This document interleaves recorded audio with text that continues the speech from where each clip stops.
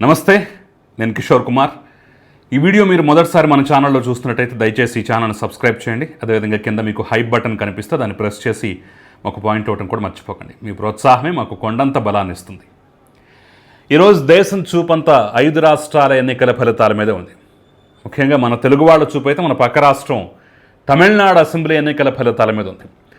So దేశం మొత్తం ఒక ఎత్తు అయితే తమిళనాడు మాత్రం ఒక ఎత్తు. ఎందుకంటే ఏ సర్వేల యొక్క అంచనాలకు అందనటువంటి ప్రజా తీర్పు ఇప్పుడు తమిళనాడులో చాలా స్పష్టంగా తెలుస్తోంది. So exit polls, pre poles, ఆ పోల్స్, ఈ పోల్స్ అని చెప్పేసి రకరకాల సర్వే సంస్థలు రకరకాల సర్వేలు ఇచ్చాయి. అయితే అందుట్లో ఒక్క తమిళనాడు తప్ప మిగతా అన్ని చోట్ల చాలా సర్వేలు సక్సెస్ సాధించాయి, కొన్ని సర్వేలు ఫెయిల్ అయ్యాయి. కానీ తమిళనాడులో మాత్రం అందరూ గంపగొత్తగా ఫెయిల్ అయినటువంటి పరిస్థితి. ఎందుకు ఈ పరిస్థితి? ఎందుకు తమిళనాడులో డిఫరెంట్ ఫలితం వచ్చింది? దానికి గల కారణాలు ఏంటనేది నేను అక్కడ సర్వే చేసినటువంటి నిపుణుల్ని అడిగి తెలుసుకునేటటువంటి ప్రయత్నం కూడా చేశాను. దాంతోపాటుగా నేను ఇచ్చినటువంటి చాణక్య స్ట్రాటజీస్, అదేవిధంగా పల్స్ టుడే, ఈ 2 సంస్థల యొక్క సర్వే ఫలితాలు ఎంతవరకు సక్సెస్ సాధించాయి, ఎంతవరకు ఫెయిల్ అయ్యాయి. ఎందుకంటే ఆ రోజు చెప్పాను, ఎగ్జిట్ పోల్ సర్వే రిపోర్టు ఇచ్చిన రోజు చెప్పాను. మళ్ళీ ఆ తుది ఫలితాలతో వీటిని పోల్చి చూస్తాను, ఎవరు పాస్ అయ్యారు, ఎవరు ఫెయిల్ అయ్యారు, ఎవరికి పాస్ మార్కులు వచ్చాయి, ఎవరు అట్టర్ ఫ్లాప్ అయ్యారనేది కూడా నేను చెప్తానని చెప్పేసి అన్నాను. సో దానికి తగ్గట్టుగానే ఈరోజు ఆ 2 సర్వే రిపోర్ట్స్తో పాటు తమిళనాడు ఎందుకు డిఫరెంట్ ఫలితాలు వచ్చాయనేది కూడా చెప్పే ప్రయత్నం చేస్తాను. కాబట్టి అక్కడ స్కిప్ చేయకుండా మొత్తం చూడండి. చూసిన తర్వాత మీ అభిప్రాయాన్ని కమెంట్ రూపంలో తెలియజేయడం మాత్రం అసలు మర్చిపోకండి. సో ఫస్ట్ తమిళనాడు అసెంబ్లీ ఎలక్షన్స్కు సంబంధించి చాణక్య స్ట్రాటజీస్ ఇచ్చినటువంటి ఎగ్జిట్ పోల్ ఫలితం ఏంటి అనేది ఒకసారి చూసే ప్రయత్నం చేస్తే 145 నుంచి 160 స్థానాల వరకు డిఎంకే గెలిచే అవకాశం ఉందని, ఏఐడిఎంకే కూటమికి 50 నుంచి 65 అని, టీవీకేకి 13 నుంచి 18 స్థానాలని, ఇతరులకు 5 నుంచి 8 స్థానాలు వచ్చే అవకాశం ఉందని చెప్పేసి అయితే చాణక్య స్ట్రాటజీస్ తన ఎగ్జిట్ పోల్ సర్వే రిపోర్ట్లో తెలియజేసింది. ఇక మరొక సంస్థ చెప్పాను కదా, ఆ రోజు 2 అంశాలను ఇచ్చి మరి నేను పోల్ చూసే ప్రయత్నం చేశానని. ఆ రోజు ఇచ్చినటువంటి పల్స్ టుడే, ఇద్దరు సంస్థల అధిపతులు కూడా నాకు తెలిసిన వాళ్ళే, మిత్రులే. వాళ్ళు ఇచ్చినటువంటి రిపోర్ట్ ఏంటయ్యా అంటే డిఎంకే 160 నుంచి 170 స్థానాలు, ఏఐడిఎంకే కూటమి 60 నుంచి 70 స్థానాలు, విజయ్ అసలు ఖాతా తెరవకపోవచ్చు లేదా 2 చోట్ల ఓటమి చెందే అవకాశం కూడా ఉంది, వస్తే ఒక 8 సీట్ల వరకు వచ్చే అవకాశం ఉందని చెప్పేసి అయితే పల్స్ టుడే వాళ్ళు చెప్పారు. ఇతరులకి 1 స్థానం వచ్చే ఛాన్స్ ఉందని చెప్పేసి అయితే స్పష్టంగా తెలియజేశారు. తమిళనాడు విషయంలో ఈ ఇద్దరు అట్టర్ ఫ్లాప్ అయ్యారు. ఎందుకు ఈ మాట చెప్తున్నానంటే 160, 170 స్థానాలు అనేవి ఇప్పుడు సింగిల్ లార్జెస్ట్ పార్టీగా అవతరించినటువంటి టీవీకే కూడా రాల. వాళ్ళు ఇంకా మ్యాజిక్ ఫిగర్కి దూరంగానే ఉన్నారు ప్రస్తుతం అవుతున్నటువంటి ట్రెండ్స్ బట్టి. అంటే ఫలితాలను ఒక్కసారి చూసినట్టయితే ఈ వీడియో రికార్డ్ అయ్యే టయానికి 15 స్థానాల్లో గెలుచున్నాడు విజయ్, ఒక 93, 94 స్థానాల్లో ఆధిక్యంలో ఉన్నాడు. ఆ 2 కలిపినా కానీ 108 స్థానాలకు 109 స్థానాలకు మించి అటు ఇటుగా రఫ్గా అంతే వస్తుంది. అంటే 117 స్థానాలు మ్యాజిక్ ఫిగర్ అయితే ఇంకా మ్యాజిక్ ఫిగర్కి ఒక 8-9 స్థానాలు యువతలే ఉన్నాడు. అఫ్కోర్స్ మిగిలిన పార్టీలు మద్దతు ఇచ్చే అవకాశం ఉంటుంది, కాబట్టి ఆయన ఖచ్చితంగా సీఎం అవుతాడు అనేది అయితే చాలా తెలుస్తున్న అంశమే. సో వీళ్ళు చెప్పినట్టుగా డిఎంకేకి ఆ స్థాయిలో సీట్లు రాలి. అసలు ఉదయం అయితే 3rd ప్లేస్కి పడిపోయింది. సరే ఇప్పుడు కొంత పుంజుకొని 2nd ప్లేస్కి వచ్చినా కానివ్వండి, మొదటి ఫలితాలు వెలువడినప్పుడైతే చాలా దారుణమైనటువంటి పరిస్థితి. ఏకంగా స్టాలిన్ సీఎం ఓడిపోయాడు, కొడుకు చావు తప్పి కన్నులు అట్టపోయినట్టుగా మొత్తానికైతే గెలిచాడు. స్టాలిన్ ఓడిపోయినటువంటి స్థానం కూడా మరీ దారుణం. అతను 2 నెలల క్రితమే టీవీకేలో జాయిన్ అయ్యాడు డిఎంకే నుంచి. ఒక ఆటో డ్రైవర్గా ఉన్నటువంటి వ్యక్తికి సీట్ ఇచ్చాడు, అతను స్టాలిన్ మీద పోటీ చేశాడు, అతని చేతిలో స్టాలిన్ ఓడిపోయాడని చెప్పేసి కూడా వార్తా కథనాల యొక్క సారాంశం. సో ప్రజల నాడిన ఒక యాక్సెస్ మై ఇండియా తప్ప మిగతా ఎవరు, యాక్సెస్ మై ఇండియా కూడా 120 స్థానాల్లో ఉన్నారు కానీ అంత స్థానం వచ్చే అవకాశం అయితే కనిపించట్లేదు. వాళ్ళు మాత్రం సక్సెస్ సాధించారనుకోవచ్చు అందరికీ డిఫరెంట్గా చెప్పి. సో ప్రజల యొక్క నాడిని ఒడిసి పట్టడంలో ఈ 2 సంస్థలు ఫెయిల్ అయ్యాయి, వీటితో పాటు మిగిలిన అన్ని సంస్థలు కూడా ఫెయిల్ అయ్యాయని చెప్పేసి చాలా స్పష్టంగా తెలుస్తున్నటువంటి అంశం. ఎందుకు ఫెయిల్ అయ్యాయి ఏంటనేది కూడా నేను లాస్ట్లో చెప్పే ప్రయత్నం చేస్తాను ఒకసారి అన్నీ ఫినిష్ చేసిన తర్వాత. ఆ తర్వాత మనం నెక్స్ట్ వెస్ట్ బెంగాల్ చూద్దాం. అందరికీ తమిళనాడు తర్వాత ఆసక్తికరమైనటువంటి రాష్ట్రం ఏదైనా ఉందంటే అది వెస్ట్ బెంగాల్. వెస్ట్ బెంగాల్ విషయానికి వస్తే 150 నుంచి 160 స్థానాలు బీజేపీ, 130 నుంచి 140 స్థానాలు తృణమూల్ కాంగ్రెస్కి 2 నుంచి 4 స్థానాలు, ఇతరులకు 4 నుంచి 6 స్థానాలు వచ్చే అవకాశం ఉందని చెప్పేసి కూడా చాణక్య స్ట్రాటజీస్ తన సర్వే రిపోర్ట్ చెప్పింది. ఇక వెస్ట్ బెంగాల్ విషయానికి వస్తే 172 నుంచి 178 స్థానాలు టీఎంసీకి వచ్చి బీజేపీకి 102 నుంచి 113 స్థానాలు వచ్చే అవకాశం, ఇతరులకి 3 నుంచి 7 స్థానాలు వచ్చే అవకాశం ఉందని చెప్పేసి అయితే పల్స్ టుడే చెప్పింది. సో చాణక్య స్ట్రాటజీస్ ఏమో బీజేపీకి పట్టం కడితే పల్స్ టుడేనేమో తృణమూల్ కాంగ్రెస్కి పట్టం కట్టింది. సో తృణమూల్ కాంగ్రెస్ ఓడిపోయింది. దాదాపు 200 స్థానాల పైచులకు ఇప్పుడు బీజేపీ ఆధిక్యంలో ఉంది, కొనసాగుతోంది. ఆల్మోస్ట్ 200 స్థానాలు దాదాపుగా గెలుచుకునే అవకాశం చాలా స్పష్టంగా కనిపిస్తోంది. రేపు అధికారం బీజేపీది అని చెప్పేసి మొదటి రౌండ్ నుంచి మనకు తెలుస్తున్న అంశమే. సో కాబట్టి చాణక్య స్ట్రాటజీస్ మాత్రం కొంత ప్రజలు నాడిన ఎగ్జిట్ పోల్ రూపంలో కరెక్ట్గా విడిచిపట్టగలిగింది. ఈ విషయంలో మాత్రం పల్స్ టుడే సంస్థ ఫెయిల్ అయింది. అంటే తమిళనాడుతో పాటు వెస్ట్ బెంగాల్ విషయంలో కూడా పల్స్ టుడే ఫెయిల్ అయినట్టే. ఇక ఈ రెండింటి తర్వాత మనకు ముఖ్యమైనటువంటి మరో రాష్ట్రం కేరళ. కేరళలో యూడిఎఫ్కి 72 నుంచి 80 స్థానాలు, అదేవిధంగా ఎల్డిఎఫ్కి 58 నుంచి 24 స్థానాలు, ఎన్డీఏకి 1 నుంచి 3 స్థానాలు, ఇతరులకి 2 నుంచి 4 స్థానాలు వచ్చే అవకాశం ఉంది. కాంగ్రెస్ జెండా ఈ ఒక్క రాష్ట్రంలో ఎగురుతుందని చెప్పేసి చాణక్య స్ట్రాటజీస్ కొండబద్దలు కొట్టేసింది. వాళ్ళు అనుకున్నట్టుగానే ఇప్పుడు అక్కడ యూడిఎఫ్ఏ గెలిచింది. సో పల్స్ టుడే ఏం చెప్పింది, 74 నుంచి 80 స్థానాలు యూడిఎఫ్, ఎల్డిఎఫ్ 58 నుంచి 24 స్థానాలు, ఎన్డీఏకి అసలు రాకపోవచ్చు, లేదంటే 2 రావచ్చు, ఇతరులకు అసలు ఖాతా తెరిచే అవకాశం కూడా లేదని చెప్పేసి చెప్పింది.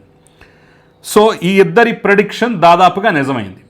కొన్ని వార్తా ఛానల్స్లో వస్తున్న కథనాలు బట్టి చూసినట్టయితే, బ్రేకింగ్ న్యూస్లు బట్టి చూసినట్టయితే దాదాపుగా 100 స్థానాలకు అటు ఇటుగా యూడిఎఫ్ గెలుచుకునే అవకాశం ఉంది. స్పష్టంగా నంబర్స్ అయితే కనిపిస్తున్నాయి. సో కరెక్ట్గా ఎగ్జాక్ట్ ఫిగర్ని అంచనా వేయలేకపోయినా కానివ్వండి, యూడిఎఫ్ భారీ మెజారిటీతో గెలుస్తుంది అనే అంశాన్ని అయితే ఈ 2 సర్వే సంస్థలు తన ఎగ్జిట్ పోల్ రిపోర్ట్లో చెప్పాయి. కాబట్టి ఈ రాష్ట్రం విషయంలో మాత్రం 2 సక్సెస్ సాధించినట్టే. ఇక ముఖ్యమైన 3 రాష్ట్రాలు పూర్తయిపోయిన తర్వాత పుదుచ్చేరిలో ఎన్డీఏకి 15 నుంచి 20 స్థానాలు, ఎస్పీఏకి 9 నుంచి 13 స్థానాలు, టీవీకేకి 0 లేదా 1 స్థానం వచ్చే అవకాశం ఉందని చెప్పేసి చాణక్య స్ట్రాటజీస్ చెప్తే, పుదుచ్చేరికి సంబంధించినటువంటి ఎగ్జిట్ పోల్ రిపోర్ట్లో పల్స్ టుడే 15 నుంచి 20 స్థానాలు, అదేవిధంగా ఎస్పీఏకి 10 నుంచి 13 స్థానాలు, ఇతరులకి రావచ్చు లేదంటే 1 స్థానం రావచ్చు అని చెప్పేసి పల్స్ టుడే కూడా పుదుచ్చేరి విషయంలో చెప్పింది. సో ఇక్కడ దాదాపుగా ఇద్దరు ఒకే రకమైనటువంటి ఫిగర్స్ ఇచ్చారు. కాబట్టి 17 నుంచి 20 స్థానాలంత పరిస్థితి అక్కడ లేకపోయినా కానివ్వండి, ఎన్డీఏ కూటమి అయితే విజయం సాధించింది. సో దాదాపుగా 17 స్థానాలు రావచ్చేమో, కాస్త ఆ కూటమి మిగతా పార్టీలు అదంతా కలుపుకుంటే దాదాపుగా 17 స్థానాలు వచ్చేట అవకాశం ఉంది. రంగస్వామి మరోసారి ముఖ్యమంత్రి అయితే కాబోతున్నారు. సో పుదుచ్చేరి విషయంలో ఈ 2 సంస్థలు అయితే కరెక్ట్గా విజయం సాధించగలిగాయి. ఇక ఆఖరిది అస్సాంలో 88 నుంచి 98 స్థానాలు ఎన్డీఏ, 22 నుంచి 32 స్థానాలు మిగిలిన పార్టీల కూటమి, ఇతరులకి 3 నుంచి 5 స్థానాలు అని చెప్పేసి చాణక్య స్ట్రాటజీస్ చెప్పింది. దాదాపుగా ఇంచుమించుగా అస్సాంలో 88 నుంచి 92 స్థానాలు, అదేవిధంగా కాంగ్రెస్ పార్టీ 28 నుంచి 32 స్థానాలు, ఇతరులకు 4 నుంచి 6 స్థానాలు అని చెప్పేసి పల్స్ టుడే కూడా చెప్పింది. ఇక్కడ కూడా ఎన్డీఏ భారీ మెజారిటీతో విజయం సాధించింది. కాబట్టి ఈ 2 సర్వేలు కూడా ఇక్కడ సక్సెస్ సాధించాయి. సో నేను ఇచ్చినటువంటి ఈ చాణక్య స్ట్రాటజీస్, అదేవిధంగా ఈ యొక్క పల్స్ టుడే, ఈ 2 సంస్థల్లో చాణక్య స్ట్రాటజీస్ 95% సక్సెస్ రేట్తో కొనసాగుతుంటే, 2 రాష్ట్రాల్లో సరైనటువంటి ఫలితాలను అంచనా వేయలేక 90% లేదా ఇంకా అంతకన్నా తక్కువతోటి పల్స్ టుడే కొనసాగుతున్నటువంటి పరిస్థితి కనిపిస్తోంది. అంటే 2 రాష్ట్రాల్లో, వీళ్ళు 5 రాష్ట్రాల ఎన్నికల్లో ఒక రాష్ట్రం మాత్రం ఇద్దరు సరిగ్గా అంచనా వేయలేకపోయారు. పల్స్ టుడే మాత్రం 2 రాష్ట్రాల్లో సరిగ్గా అంచనా వేయలేకపోయింది. సో చాణక్య స్ట్రాటజీస్కి ఒక 95% సక్సెస్ రేట్ అయితే ఎగ్జిట్ పోల్ రిపోర్ట్లో కనిపిస్తోంది. పల్స్ టుడే కొంత వెనకబడింది అయితే చెప్పుకోవచ్చు. సరే, ఈ అంశాలని పక్కన పెట్టి మరి అద్భుతమైనటువంటి విజయ్కి తమిళనాడులో ఎలా సాధ్యమైంది అనేటువంటి అంశాన్ని నేను గమనించినటువంటి అంశాలు, లేదంటే నేను తెలుసుకున్న అంశాలు బట్టి చూసినట్టయితే లాస్ట్ 3 రోజుల వరకు ఇలాంటి పరిస్థితి లేదు. లాస్ట్ 3 రోజుల్లోనే పరిస్థితి పూర్తిగా మారిపోయిందని చెప్పేసి అయితే ఉంటుంది. అంటే లాస్ట్ వరకు కొంత స్టాలిన్కే ఎడ్జ్ ఉన్నా సరే, లాస్ట్ 3 రోజులు మాత్రం పరిస్థితి మారటానికి కారణాలు ఏంటయ్యా అంటే విజయ్ సక్సెస్ఫుల్గా చేసినటువంటి ప్రచారం ఎప్పుడూ మిగతా పార్టీలు వాళ్ళ వరకు, వాళ్ళ స్థాయి వరకు, వాళ్ళ రాజకీయ పార్టీలు వాళ్ళ మిత్రపక్షాలు వాళ్ళని తెచ్చుకుని ప్రచారం చేయడం అనేటువంటి అంశంలో తలములకలే తప్ప ఒక పర్ఫెక్ట్ మెసేజ్ను రాష్ట్ర వ్యాప్తంగా అందరికీ అర్థమయ్యే రీతిలో, అందరికీ సరిగ్గా కమ్యూనికేట్ చేసేటువంటి రీతిలో ఒక పర్ఫెక్ట్ మెసేజ్ని ఇచ్చింది మాత్రం విజయ్ అని చెప్పేసి అంటున్నారు. ఇప్పటికే ద్రవిడ పార్టీలు అయితే వాళ్ళు, లేదంటే వీళ్ళు గెలిచే పరిస్థితుల్లో ఉన్నటువంటి నేపథ్యంలో మూడో ప్రత్యామ్నాయం కోసం ఎదురు చూస్తున్నటువంటి తమిళ ప్రజలకు సరైన టైంలో సరిగ్గా దొరికాడు విజయ్. కానీ మొదటి నుంచి కొన్ని తప్పటడుగులు పడ్డాయి, కానీ లేదంటే ఇంకా ఎక్కువ మెజారిటీ వచ్చే అవకాశం ఉండేది. బట్ మొదటి నుంచి కొంత తప్పటడుగుల మధ్యనే నడిచింది, కొంత ఇబ్బందుల మధ్యనే అతను ప్రయాణం సాగింది. కాబట్టే ఈ సీట్ల వరకు పరిమితం అయ్యాడు. లేదంటే ఆయన ముందు నుంచి కూడా సరైన డైరెక్షన్లో ఇంకా దూసుకుపోయినట్టయితే ఇంకా ఎక్కువ సీట్లు వచ్చే అవకాశం ఉందని చెప్పేసి కూడా చెప్తున్నారు. ముఖ్యంగా విజయ్ ఏదైతే డిఎంకే కోర్ ఓటు బ్యాంక్ అనుకుంటున్నారో దాన్ని గట్టిగా ఫోకస్ చేశాడు. డిఎంకే వర్సెస్ టీవీకే అన్నట్టుగానే పరిస్థితి మొదటి నుంచి మార్చాడు తప్ప ఎక్కడ ఏఐడిఎంకేని కానివ్వండి, బీజేపీని కానివ్వండి ఆయన పట్టించుకోలేదు. వాళ్ళతో సున్నం పెట్టుకునే పరిస్థితి కూడా ఎక్కడ తెచ్చుకోలేదు. కాబట్టి అతని గేమ్ ప్లాన్ కరెక్ట్గా, ముఖ్యంగా Christian vote bank, SC vote bank, ఏదైతే డిఎంకేకి గంపకొత్తగా ఉందో దాన్నే గట్టిగా టార్గెట్ చేశాడు. సాధ్యమైనంత వరకు చేల్చగలిగాడు. అది విజయానికి కారణం అవుతుంది. యువత, మహిళ ఈ ఇద్దరిని ఆకట్టుకోవడంలో మిగిలిన అన్ని పార్టీలు ఫెయిల్ అయితే ఒక్క టీవీకే విజయ్ మాత్రం సక్సెస్ సాధించాడు. ముఖ్యంగా యువతరం, దాదాపు 25 లక్షల యువతరం ఓట్లు అక్కడ ఉన్నాయి అని ఒక అంచనా. అది నిజమా కాదని మనకు తెలియదు. కొంతమంది చెప్తున్నారు 25 లక్షలు ఉన్నాయని చెప్పేసి అంటున్నారు. వాస్తవం కాదనేది అయితే పూర్తి స్థాయిలో సమాచారం అయితే లేదు. వాటన్నిటిని తన వైపుకు, ముఖ్యంగా మహిళలు, యువత ఈ ఇద్దరిని బేస్ చేసుకొని ఆయన ప్రచారం సాగింది. ఈ ఇద్దరిని ఆకట్టుకోవడానికి సర్వశక్తులు వడ్డాడు. దాంతోపాటుగా సంప్రదాయంగా వస్తున్నటువంటి డిఎంకే ఓటు బ్యాంకుని తన వైపుకు తిప్పుకున్నాడు. కొంత తన క్రిస్టియన్ బ్యాక్గ్రౌండ్ కూడా దానికి సహకరించింది. ఇవన్నీ కలిపి చూసినట్టయితే ఈరోజు సింగిల్ లార్జెస్ట్ పార్టీగా టీవీకి అవతరించడానికి కారణమైంది అని చెప్పేసి కూడా చెప్తున్నారు. దాంతోపాటుగా కొంతమంది చెప్తున్న మాట ఏంటంటే బీజేపీని ఎలాగో యాక్సెప్ట్ చేయరు కాబట్టి బీజేపీయే కొంతవరకు టీవీకేకి సపోర్ట్ చేస్తుంది, తన అండదండలు అన్నీ సక్రమంగా అందించింది. అది కూడా కొంత కలిసి వచ్చిందంట. సరే, ఇది రాజకీయంగా గిట్టన వాడు మాట్లాడే మాటలకు కూడా కొట్టిపారచ్చు. ఎందుకంటే విజయ్ మొదటి నుంచి నాకు సిద్ధాంతపరంగా విరోధి బీజేపీ, రాజకీయ పరంగా విరోధి డిఎంకే అని చెప్పేసి చెప్తూ ఉన్నాడు తప్ప ఎక్కడ బీజేపీని దగ్గర చేసుకునే ప్రయత్నం కూడా చేయలేదు. బహుశా ఇది రాజకీయ పండితుల యొక్క మాట కూడా ఇదే. కాబట్టి ఒకవేళ బీజేపీకి ఇంకా క్లోజ్ అయిపోతే, బీజేపీతో చీకటి పొత్తు ఒప్పందం పెట్టుకుంటే ఇంకా ఎక్కువ సీట్లు వచ్చాయి, అది ఇది అని చెప్పేసి కూడా కొన్ని మాటలు అయితే ఉన్నాయి. అవన్నీ పక్కన పెట్టినట్టయితే మహిళల్ని, యువతని, డిఎంకే కోర్ ఓట్ బ్యాంక్ అయినటువంటి క్రిస్టియన్స్ని, అదేవిధంగా ఎస్సీస్ని, వీళ్ళ నలుగురిని, 4 సెక్టార్లని ఆకట్టుకోవడానికి చేసినటువంటి ప్రయత్నం అయితే సక్సెస్ అయింది. ఆ సక్సెస్ ఫలితమే ఈ యొక్క ఎన్నికల యొక్క సంఖ్యాబలం అని చెప్పేసి కూడా రాజకీయ పండితులు, విశ్లేషకులు చెప్తున్నటువంటి మాట. సో ఏఐడిఎంకే వైపు ప్రజలు కొంతవరకు మొగ్గు చూపే పరిస్థితి ఉన్నా కానివ్వండి, జయలలిత తర్వాత జయలలిత స్థాయిలో ఆ లీడర్ ఎవరో కనిపించకపోవటం కూడా కారణం అయి ఉండొచ్చు.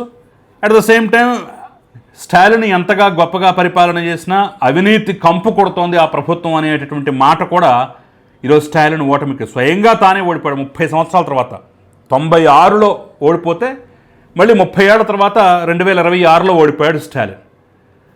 కొడుకు కూడా కనాకష్టంగా గెలిచాడు.